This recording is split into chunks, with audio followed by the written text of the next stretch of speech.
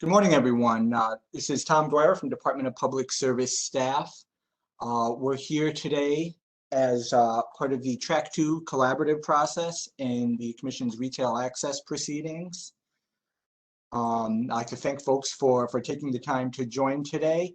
As we noted in the Secretary's notice issued last month, the main topic for discussion today will be green gas products and the potential for a additional compliant product for ESCOs to offer to mass market customers. Next slide, please. So just real quick, refresher on the meeting procedures. Folks that joined our prior meeting will be familiar with this process. All of the attendees are muted upon entry.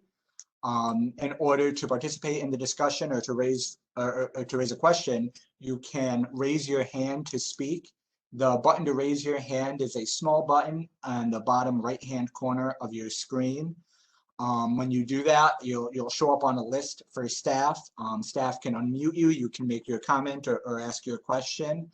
And then do just ask to remember to lower your hand again with that same button once your comment has been made. That way staff can keep track of who's still waiting to speak.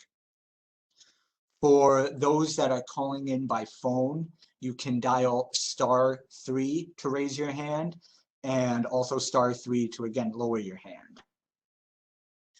There are some other functions for the WebEx. We ask to leave the Q&A for technical issues. We will have someone keeping an eye on that to the extent there are technical issues that arise. We won't be checking the chat function, so we discourage folks from going in there and using that. And the meeting will be recorded and posted online on the department's retail access proceedings within a day or two of this meeting. Next slide.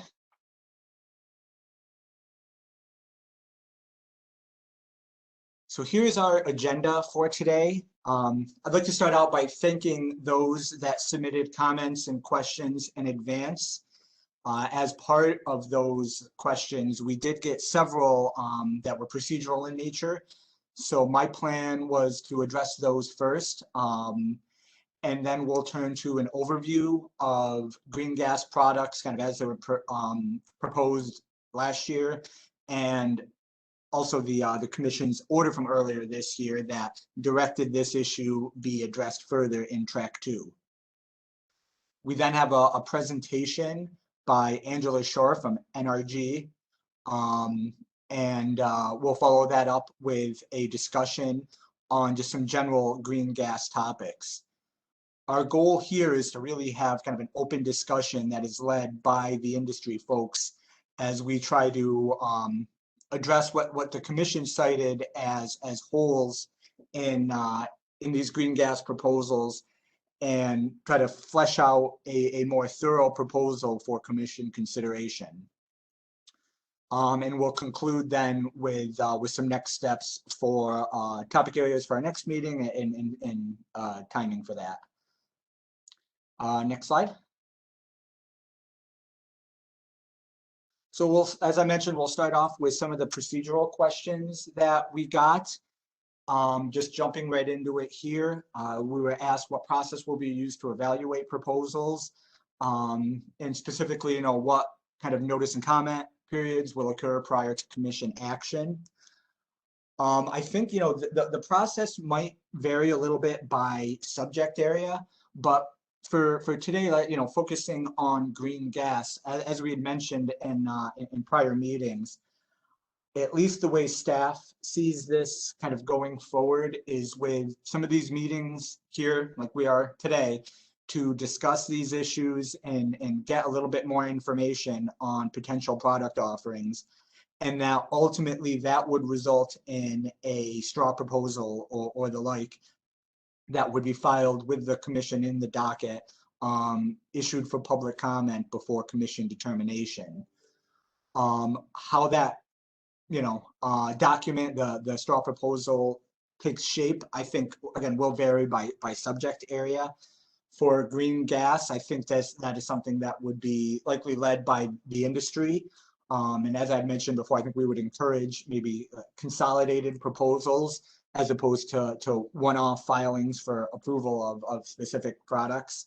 The thinking here is also that, as a number of commenters had mentioned, you know, it's really not administratively efficient to do all this on a one-off basis, approving products for one company.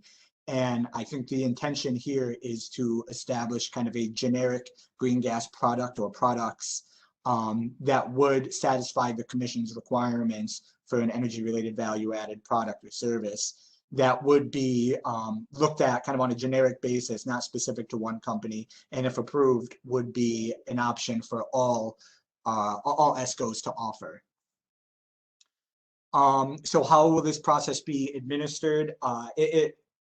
My expectation is it'll be administered similar to notice and comment processes that have occurred in these proceedings for, since their creation.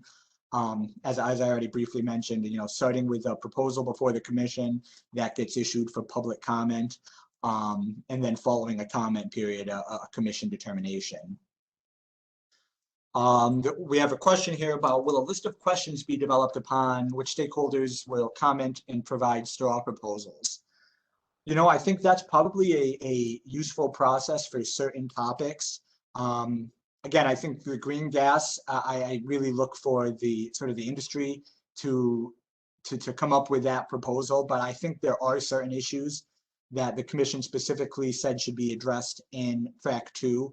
One of which, just off the top of my head here, is the definition of small non-residential customers. I think perhaps that might be an instance where it starts out with a list of questions from staff that are filed in the docket that begin, a comment period to get feedback on, and then the commission could make, decide whether or not to make a change to that definition or not. So I don't see that as a process for everything, but for certain topics, I certainly think that could be useful.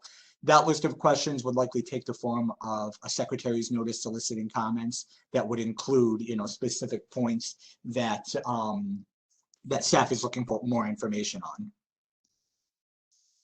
And then on the last two questions, how will accuracy of data submissions be evaluated, and then will there be an IR process? I think the typical process to review accuracy of data would be to, we would get a filing, and if there are questions or concerns, we would go back to the company or company's filing and ask for additional information. That's pretty typical when we see petitions and we need more information. The commission might also flag questions or concerns that prompt staff to go back and get more information. Staff always, and it has the power and routinely does, whether through a formal IR or just an informal information request, to get additional information on product proposals or petitions and things like that. So I imagine that would still be used here. There will not be a formal IR process or a discovery process like that was undertaken in the evidentiary proceeding. We don't have an ALJ assigned to these tracks, to this track of the proceeding. So there is no protective order and no formal discovery process.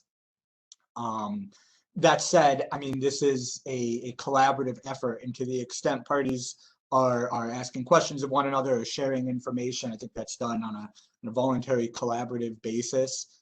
But again, there will be no kind of formal discovery process like that was done in the evidentiary proceeding. So that kind of covers the general procedural questions that we had, but I do want to pause there before we kind of jump into the meat of our discussion here to see if anyone else has any questions about the Track 2 process or anything, procedural in nature. And again, for any questions, the raise hand button is at the bottom right-hand corner. And if you're calling in on the phone, you can hit *3 to raise your hand.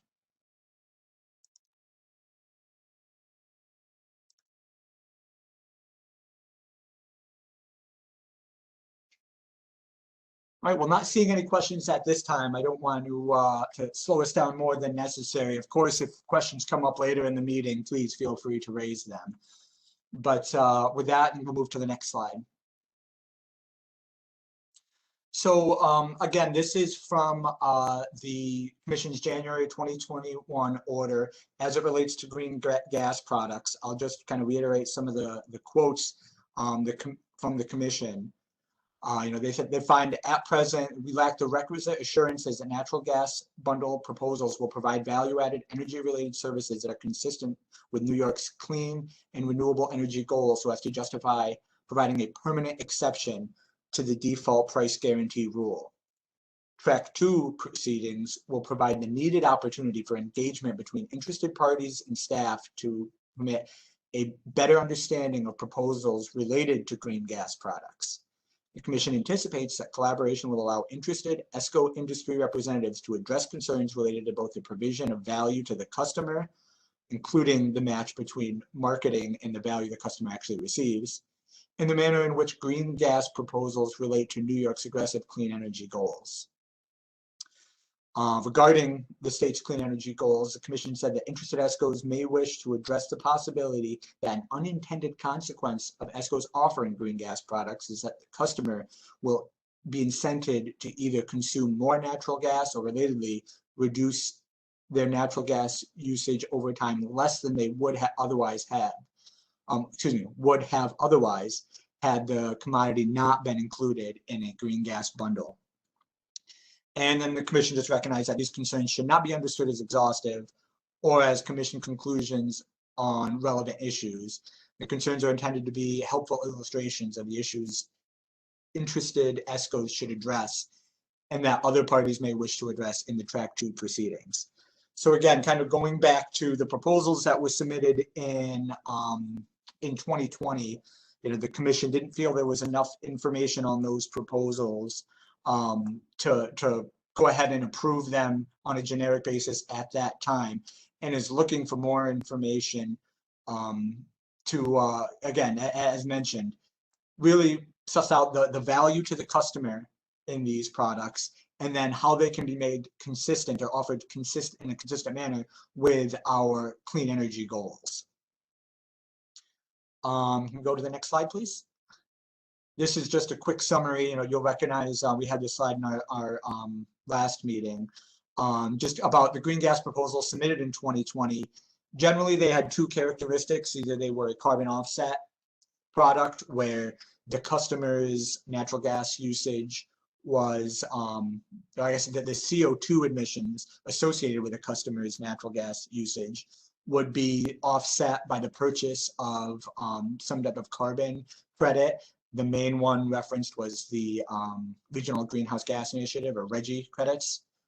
The other product that was most prevalent was referred to as REC products, whereby the customer's natural gas usage would be converted to megawatt hours of electricity, and then would be kind of offset through the purchase of renewable energy certificates, the same way that a renewable electric product would. I'll also just note that while not specifically proposed in those 2020 petitions, another sort of technology or option that at least has been brought to staff's attention is that of renewable natural gas products itself, and that the natural gas is renewable. An example would be like potentially of like landfill capture. Well, I think there's a lot of information needed on the technology on that side. I do just want to note it as, the other two options were really just providing the customer with the same natural gas that they would otherwise procure, whether or not under a green gas product, whereby there is also this potential to have a product that is kind of more, it's a different type of natural gas that might be more renewable. Again, though, there's probably more questions on that one than answers at this point. Let's go to the next slide. Yeah, great. So, that kind of ends our overview here. And I think we're going to jump right into our presentation. Again, we have Angela Shore from NRG. You know, I'm looking at the slides. Thank you, Christy, for switching that over. It doesn't seem to be centered. They're shifted down to the right a little bit. I don't know if there's a way to adjust that. I do know if you can't adjust it on your own, folks on the